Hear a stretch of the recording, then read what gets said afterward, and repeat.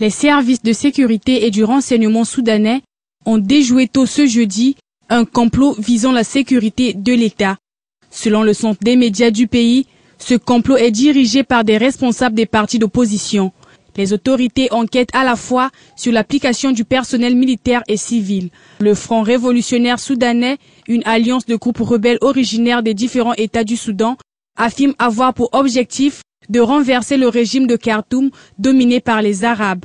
L'annonce du complot déjoué intervient quelques heures après que l'armée soudanaise a confirmé mercredi une attaque aérienne près de Samaha, une région frontière disputée avec le Soudan du Sud, où des rebelles du Darfour ont installé un campement. Lundi, l'armée soudanaise avait menacé de déloger par la force des rebelles du Djem qui ont installé un campement à Samaha.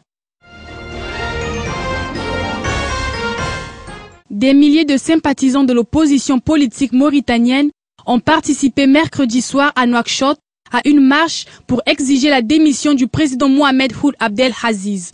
Cette manifestation intervient en réponse à un appel à la mobilisation lancé depuis quelques jours par la coordination de l'opposition démocratique regroupant une dizaine de partis.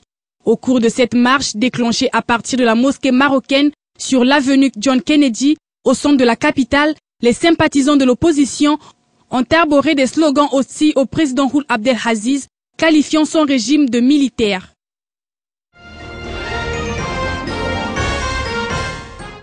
Fillon renonce à la présidence de l'UMP.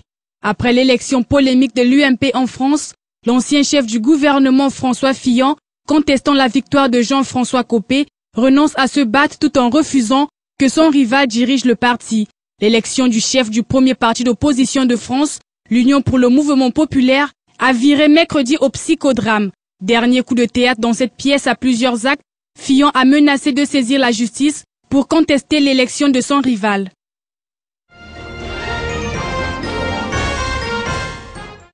Après l'accord passé la veille entre Israël et le Hamas palestinien au pouvoir à Gaza, mettant un terme à une semaine de confrontation armée qui a coûté la vie à 155 Palestiniens et 5 Israéliens, un cessez-le-feu a été enfin respecté ce jeudi dans la matinée dans la bande de Gaza.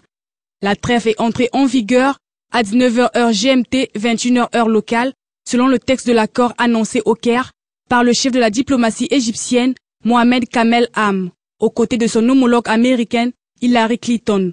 Dans la bande de Gaza, meurtrie par 8 jours de frappes aériennes Israël incessantes, des célébrations ont éclaté peu après le début de l'application du cessez-le-feu.